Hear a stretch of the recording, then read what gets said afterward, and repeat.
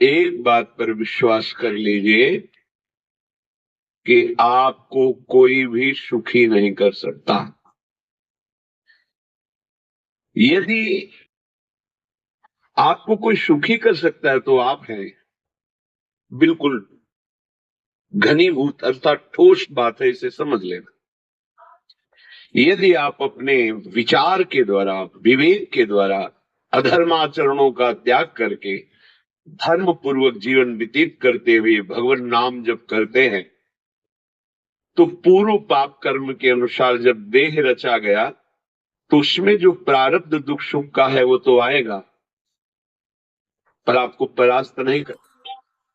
और आगे आपके लिए महासुख है जो दुख और सुख दोनों से परे है। अखंड प्रसन्नता, अखंड आनंद, वो केवल आपके करने से होगा।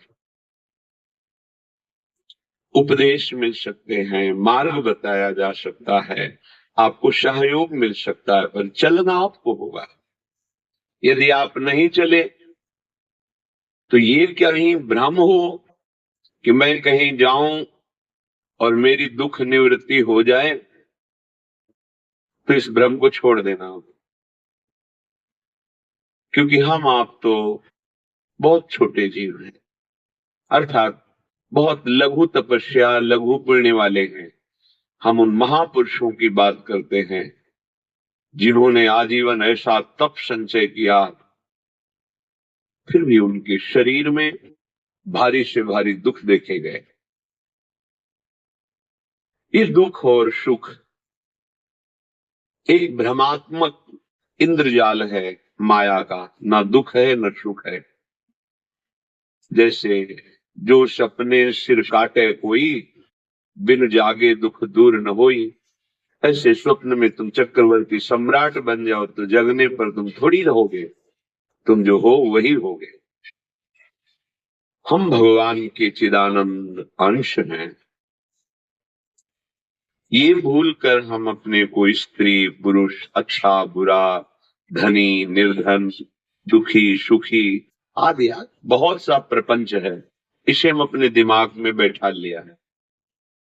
जब तक आप ये प्रपंच नहीं छोड़ोगे तब तक आपको सुखी कोई कर ही नहीं सकता। क्योंकि दुखालयम नाशवान संसार का तो तुमने अस्तित्व रखा है। अगर ये किसी के दूर करने से होता तो स्वयं जगत गुरु पर ब्रह्म परमात्म तत्व भगवान श्री कृष्ण सामने हैं और अर्जुन को कह रहे हैं, मात्रा स्पर्शास्तु कौन्तेय शीतोष्ण सुख दुखदा आगमा पाइनो अनित्यास्तास्तितिक्षस्व भारत। हे भारत, हे अर्जुन, ये आने जाने वाले अनुकूलता प्रतिकूलता, गर्मी शीतलता, अर्थात काम क्रोध लोभ मोह मद मत्सर अपमान निंदा, ये सब ताप पहुंचाते हैं। अनुकूलता सम्मान यश कीर्ति धन वैभव मानी हुई मान्यता, ये सब शीतलता पहुंचाते हैं। ये उष्णता और शीतलता, अनुकूलता और प्रतिकूलता आने जाने वाले हैं। भगवान ये नहीं कह रहे मैं मिटा दूंगा, कह रहे तास तितिक्षस्व भारत। हे अर्जुन, ये तुम्हें सहना होगा। यदि तुम इसे सह गए तो तुम्हारे हृदय में ऐसी स्थिति प्रकट हो जाएगी कि फिर ये स्पर्श भी नहीं कर पाएगी। सहने से तुम्हारी भक्ति बढ़ेगी, तुम्हारा चिंतन बढ़ेगा, तुम्हारा स्मरण बढ़ेगा। सत्य वस्तु के लिए, सत्य तत्व के लिए तुम सुखी हो जाओगे। बिल्कुल खुली बात। आडंबर नाटक पाखंड इसकी जरूरत नहीं।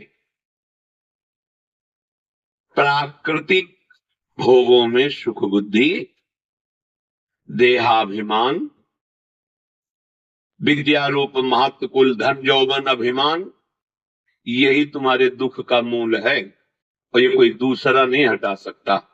ये तुम्हें अपने विवेक सत्संग से प्राप्त हुए विवेक के द्वारा, शास्त्र स्वाध्याय से प्राप्त हुए विवेक के द्वारा इसे तुम्हें त्यागना है। दुख तुम पकड़े हो तो छुड़ा कौन सकता है? छुड़ाना तो आपको ही पड़ेगा। अगर कोई वादा करता है कि मैं आपको दुख रहित कर दूंगा, मुझे आज तक समझ में नहीं आया। दुख रहित होने का जो उपाय है वो गुरुजन, महापुरुष, संत जन बताते हैं कि जब चारों ओर अंधेरा छा रहा हो, कोई अपना न दिखाई दे रहा हो, केवल दुख ही दुख, अशांति ही अशांति, उस समय आप देखिएगा कोई एक है जो आपको बहुत प्यार कर रहा है। वो हमारे प्रभु है।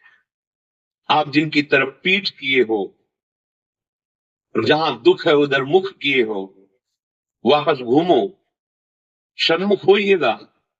सन्मुख होए जीव मोए जबहि, जन्म कोटि अघनाशों तबहि। करोड़ों जन्मों के पाप नष्ट कर देते हैं भगवान।